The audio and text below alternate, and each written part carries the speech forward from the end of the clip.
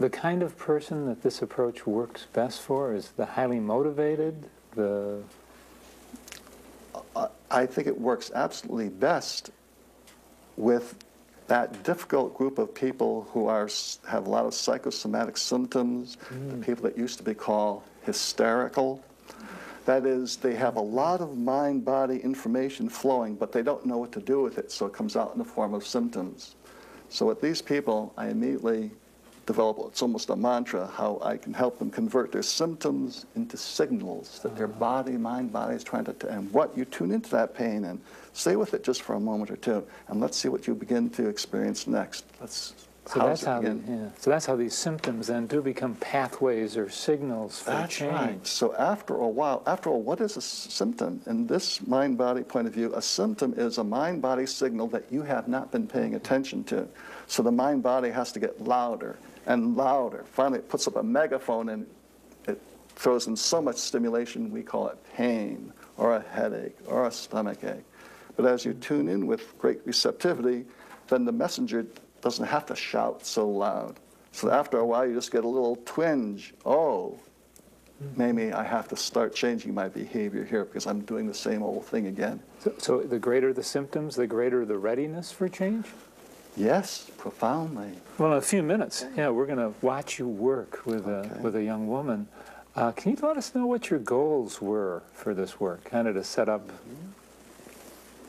Well, initially, I had no goals because I never met this person. I didn't get any information on the person. But she gave me some goals right in the very first 3 minutes. I haven't seen the tape, so it happened so soon I don't even know if it shows on the tape. But very quickly, she indicated to me that she had been through this therapy thing, a number of times. I guess I'm the 9th or 10th person she's worked with. And she intimated that it was all the same. There was one art therapist. That was different. That was fun. But she implied that people gave her a lot of advice or counseling, and it seems like it was stuff imposed from the outside. So that already told me that an outer counseling, reality-oriented approach was not going to work with her. So it immediately gave me my first cue. I wonder if I need to do inner work. Imagery, so-called hypnosis, dream work. So that gave me a little set.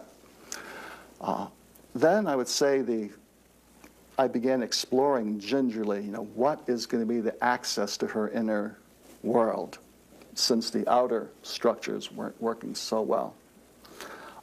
And you'll see I gingerly try this approach, I try that approach. Finally, almost in desperation, I said, well, would you say that you're a spiritual person? At that point, I've tried a number of things, and I'm almost in desperation because when you use the word spiritual, it implies for a lot of people a sense of wonder and opening. So that's, however, even here, it turned out that she prayed, and I saw very quickly she had a very conventional idea of spirit. It wasn't until after an interview that you told me that her father was actually a minister, so she got a very strong dose of how it's supposed to be, rather than her own original experience. But I think it was just a little bit before, a little bit probably after that, she talked about she had these skills in mathematics, and I expressed a sense of wonder. That was something new about her. And then she gave me my opening. She says, but I don't have any imagination. I thought, oh, great. That's exactly what I need. So what would you call these are accessing cues? Is that what you're looking for? Yes. Is that like the first step of an intervention, the accessing? That's right. I call it the basic accessing questions. Okay, what happens? What's the second part that we should look for then? Okay. Well, when she comes out with this, I don't have the imagination, that was my cue to immediately jump in and say, okay, would you be interested in exploring some new approaches where we can explore the possibilities? And of course, who's going to say no? Right? And then Not a minister's daughter, for sure. That's right. They do try to comply, and you utilize their compliant outer orientation.